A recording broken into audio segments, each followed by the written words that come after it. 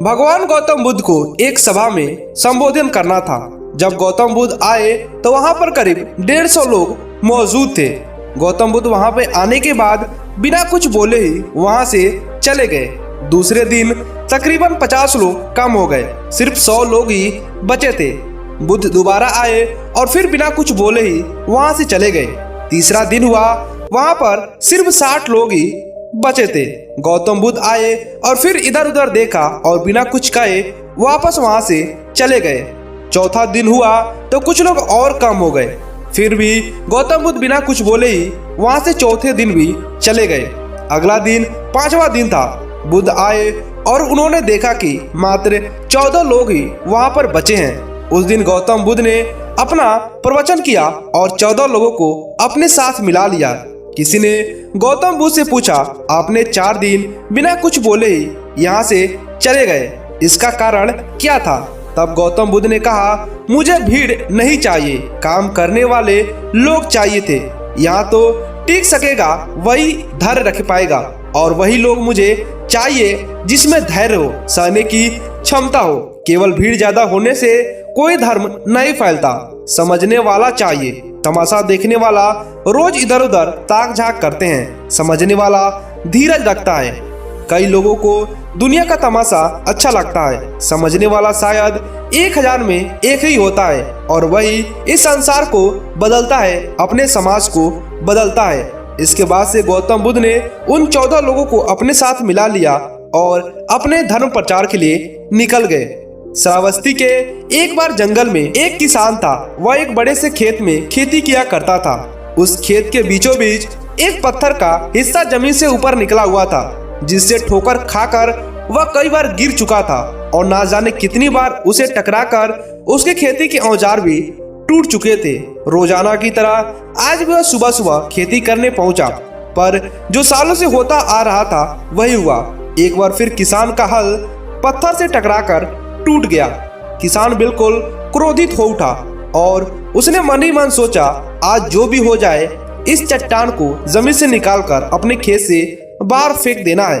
वह तुरंत भागा हुआ अपने गांव गया और 4 से 5 अपने दोस्तों को बुलाकर अपने खेत में ले आया और उनसे कहा, दोस्तों, ये जो जमीन में पत्थर गड़ा है इसको आज निकाल फेंकना है। इसने मेरा बहुत नुकसान किया है। आज हम सभी मिलकर इसे जड़ से निकाल देंगे और खेत से बाहर फेंक देंगे। और ऐसा कहते ही वो फावड़े से पत्थर के किनारे पर वार करने लगा।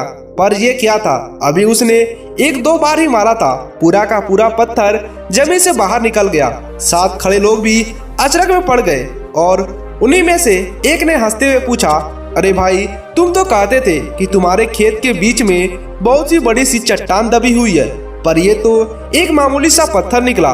किसान भी आश्चर्य में पड़ गया। सालों से जिसे वो एक भारी भरकम चट्टान समझ रहा था, दरअसल वो एक छोटा सा पत्थर था। उसे पछतावा हुआ कि काश उसने पहले इसे निकालने का प्रयास किया होता तो उसे इतना नुकसान नहीं उठाना पड़ता, और जो इसको चोटें लगी है उससे भी बच जाना पड़ता। इसलिए दोस्तों, कहा जाता है कि कितना बड़ा मुसीबत हो, उसे हमें ही हल निकालना पड़ेगा और उसको शुरुआत हमें ही करना पड़ेगा। धीरे धीरे बड़ा सा विशाल भी चीज छोटी एक दिन पड़ जाता है।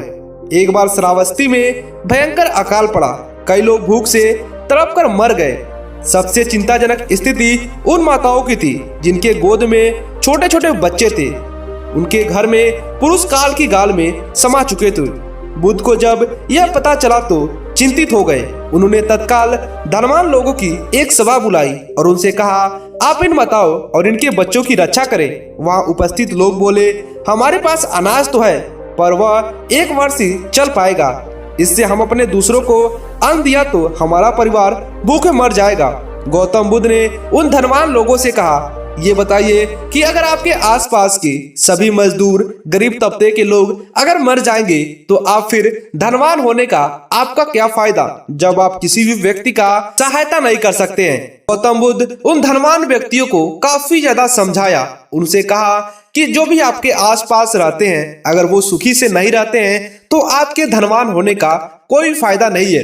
ये अकाल आया है, ये कुछ समय के लिए आया है, ये कुछ दिनों में समाप्त हो जाएगा, लेकिन ये आपके आसपास रहते हैं। अगर आप आज इनकी सहायता नहीं करेंगे तो आने वाली पीढ़ी आपके ऊपर हंसेगी और आपसे कहेगी कि तुम्हारे सामने तुम्हारे आसपास के गरीब लोग मर गए, लेकिन तुमने उन सभी लोगों की मदद नहीं की।